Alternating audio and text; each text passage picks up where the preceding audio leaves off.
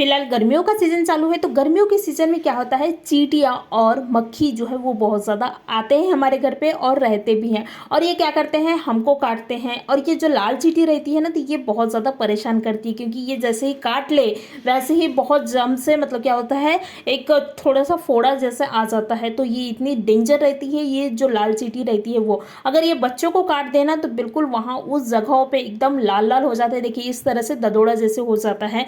तो भाई ये चींटियाँ हमको ना काटे, इसके लिए एक रेमेडी तैयार करेंगे। ये रेमेडी जो है वो हमारे घर की ही इंग्रेडिएंट से जो है वो बनती है, और ये चींटी जो है वो रेमेडी से तुरंत ही भाग जाते हैं, बिल्कुल भी ठहरते नहीं हैं। तो मैं क्या करूँगी, ये रेमेडी तैयार करूँगी। तो रेमेडी तैयार करने के लिए सबसे पहले मैंने एक डब्बा बोलो या फिर मग बोलो या फिर इस तरह से ग्लास ले लेना है। तो मैंने ग्लास ली हूँ। उसके बाद में इसमें ही ऐड करना है गर्म पानी।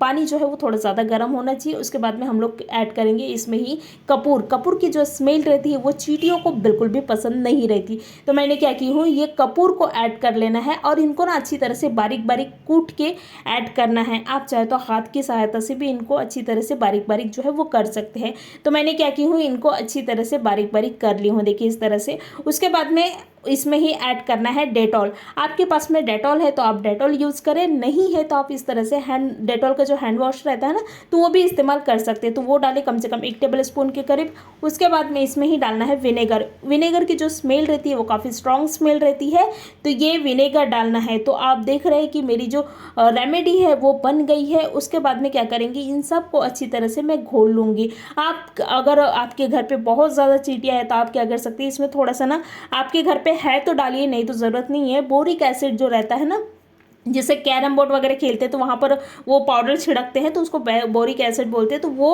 अगर आपके पास में है तो डालिए, नहीं तो ज़रूरत नहीं है। तो मैंने क्या की हूँ, ये रेमेडी जो है वो तैयार करनी हूँ। उसके बाद में ये रेमेडी को क्या करना है, एक स्प्रे बॉटल में भर लेना है। अगर आपके पास में स्प्रे बॉटल नहीं है तो इस तरह से हमारे पास में बॉटल रहता है ये नॉर्मली तेल का, तो तेल के बॉटल में देखिए इस तरह से डाल देना है।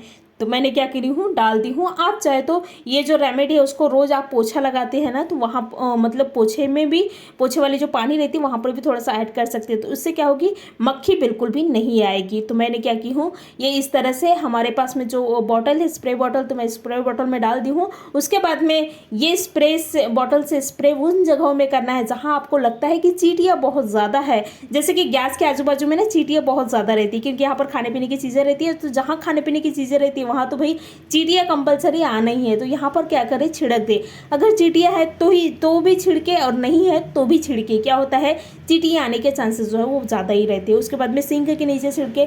चींटी के साथ साथ कॉकरोच वगैरह भी आते हैं ना, तो वो भी बिल्कुल भी नहीं आएंगे, और जो मक्खी रहता है ना वो भी बिल्कुल भी नहीं आएंगे। तो मैंने थोड़ा सा सिंक में भी छिड़क दिया, क्योंकि वहाँ से कॉकरोच जो है वो आते हैं। उसके बाद में कोने कोने में जो रहता है ना, तो वहाँ पर छिड़क दे। इससे चींटियाँ जो है वो आपके घर से तुरंत ही भाग जाएगी और बिल्कुल भी नहीं आएगी। धन्यवाद।